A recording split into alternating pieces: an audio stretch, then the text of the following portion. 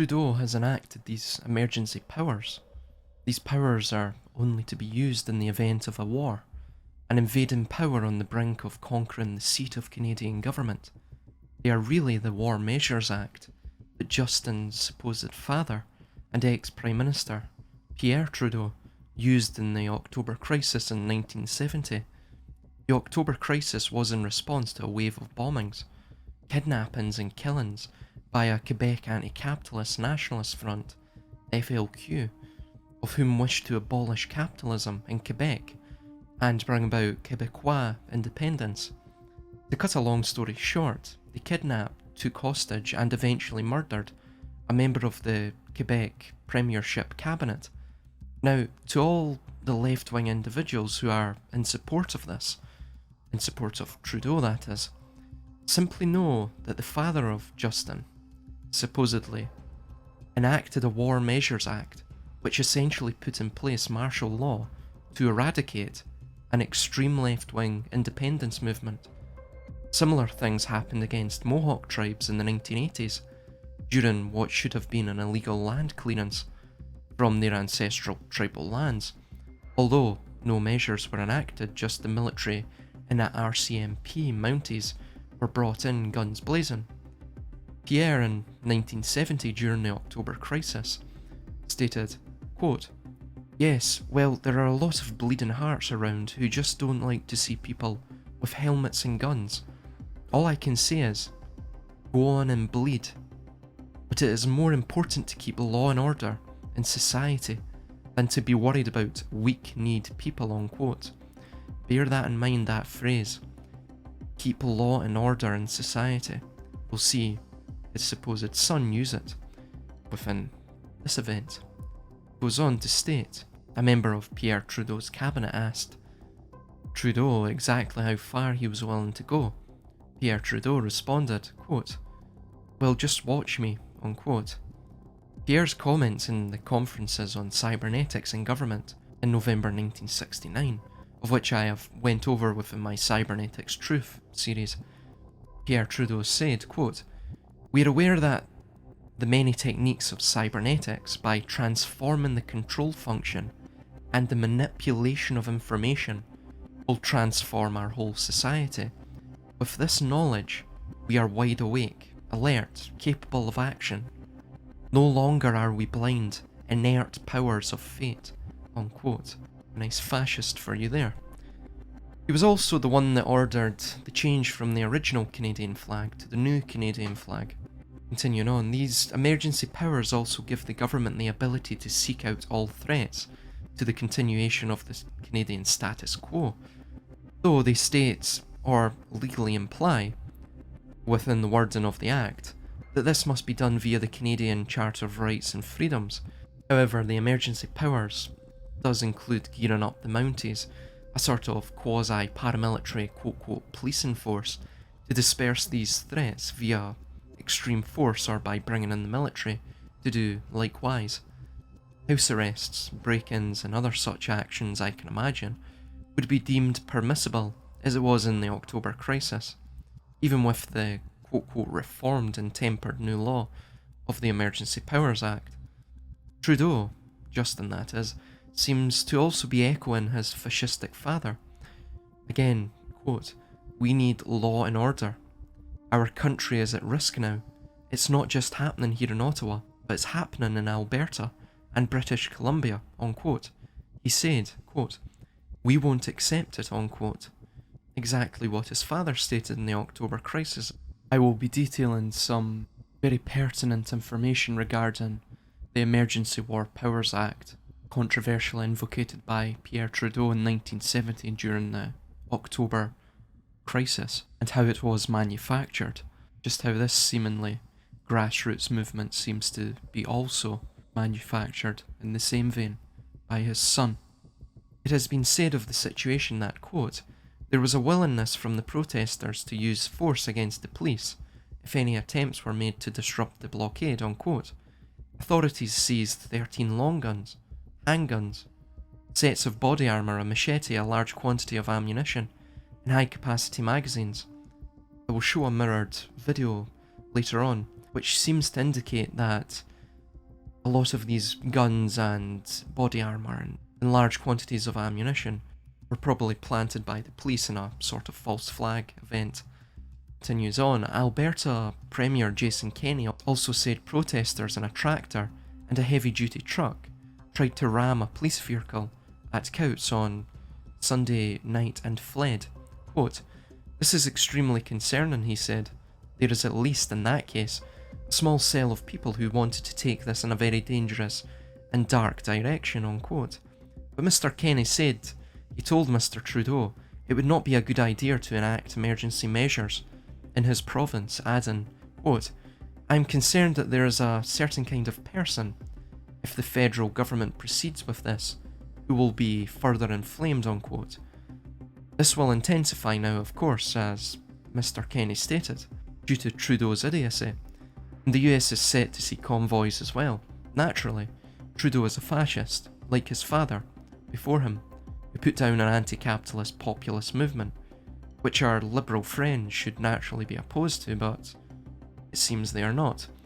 And Trudeau has also spoken of using these powers to freeze the bank accounts and debanking anti-mandate protesters. I will show a video later on of this beginning today.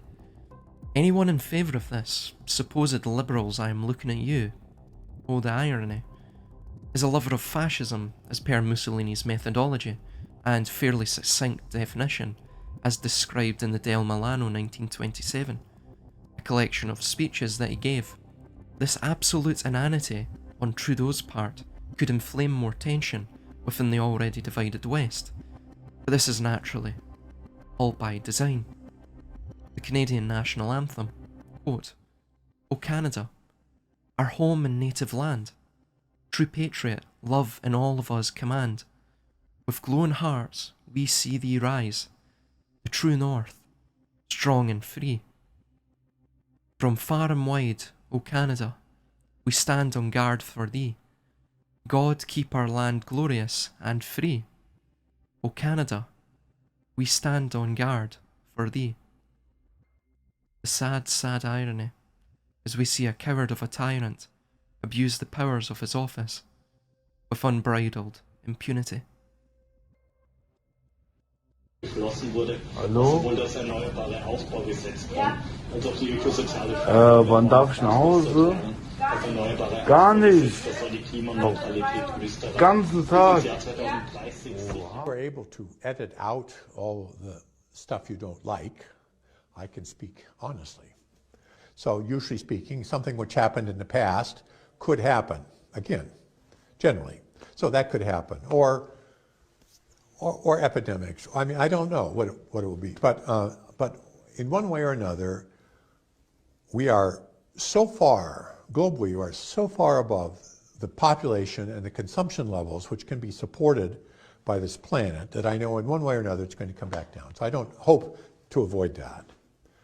I hope that it can occur in a civil way, and I mean civil in a special way, peaceful.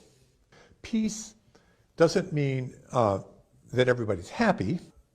The planet can support something like 1 billion people,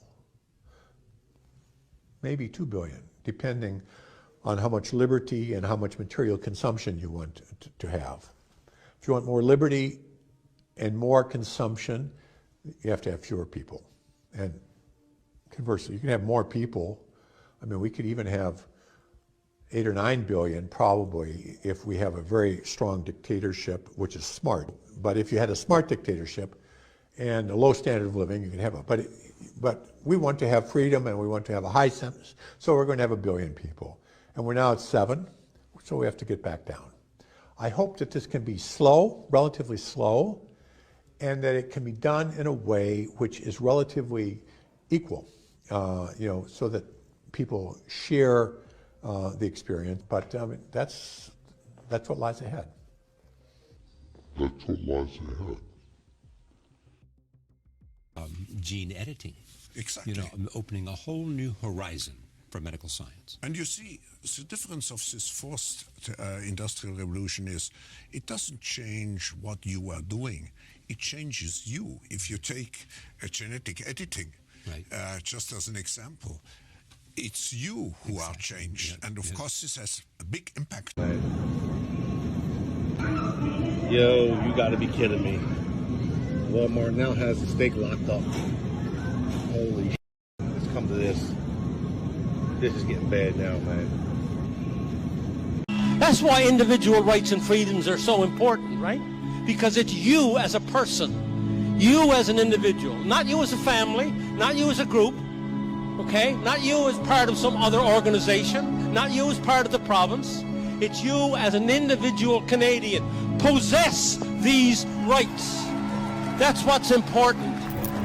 After discussing with Cabinet and Caucus, after consultation with premiers from all provinces and territories, after speaking with opposition leaders, the federal government has invoked the Emergencies Act to supplement provincial and territorial capacity to address the blockades and occupations.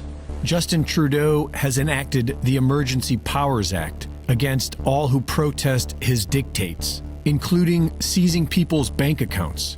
Trudeau won't allow these Canadian citizens to have a life in their own country, nor will he allow them to leave.